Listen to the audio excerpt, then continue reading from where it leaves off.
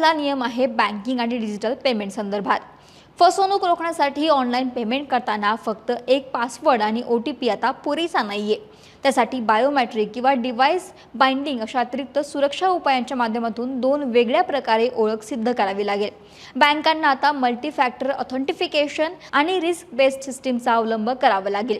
SIM swapping आणि fishing सारख्या cyber गुन्ह्यांना रोखण्यासाठी हा बदल करण्यात आलाय। यासोबत आता पॅन कार्ड काढायचे असेल किंवा ते अपडेट करायचे असेल तर आधार कार्ड सोबतच जन्म दाखला, मतदार ओळखपत्र, 10वीचे गुणपत्रक, पासपोर्ट किंवा वाहन परवाना यांपैकी एक अतिरिक्त दस्तऐवज द्यावा लागणार आहे। यासोबतच आता आधार कार्ड सोबतच पॅन कार्ड हे देखील महत्त्वाचं कागदपत्र ठरणार आहे, कारण आजपासून नवीन विमा पॉलिसी खरेदी करायची असल्यास पॅन कार्ड देणं गरजेचं आहे।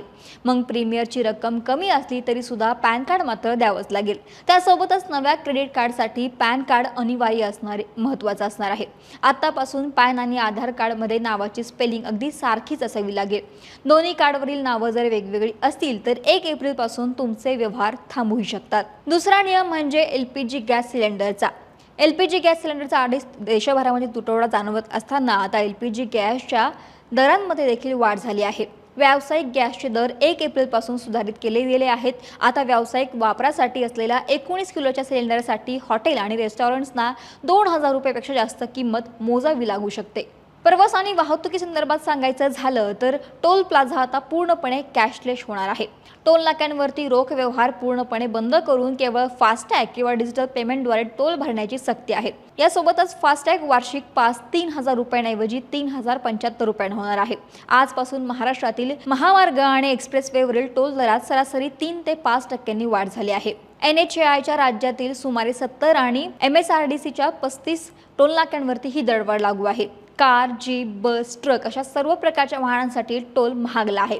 दरवाढ टोल दरामध्ये 3 ते 5% वाढ झाली आहे। यासोबतच उज्ज्वला योजनेतील लाभार्थींना 3000 रुपयांचे अंशदान पुढेही मिळणार आहे। नव्या प्राप्तिकर कायद्याविषयी सांगायचं झालं तर 1961च्या जुन्या प्राप्तिकर कायद्याच्या जागी 2025चा नवा प्राप्तिकर कायदा आता लागू होणार आहे।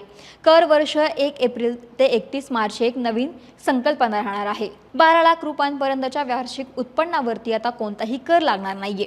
नोकरदार वर्गाला 75 रुपयांची अतिरिक्त सूटही यामध्ये मिळणार आहे। यासोबतच प्राप्तिकरचे जे दर आहेत ते पूर्वीप्रमाणेच राहणार आहेत। फॉर्म 16 बंद होऊन फॉर्म 130 आणि फॉर्म 16A च्या जागी फॉर्म 131 भरावा लागणार आहे। घर भाड्यांवरील सवलतीसाठी घर मालकाला पॅन कार्ड आणि भाडे दिल्याचा पुरावा देखील द्यावा लागणार आहे।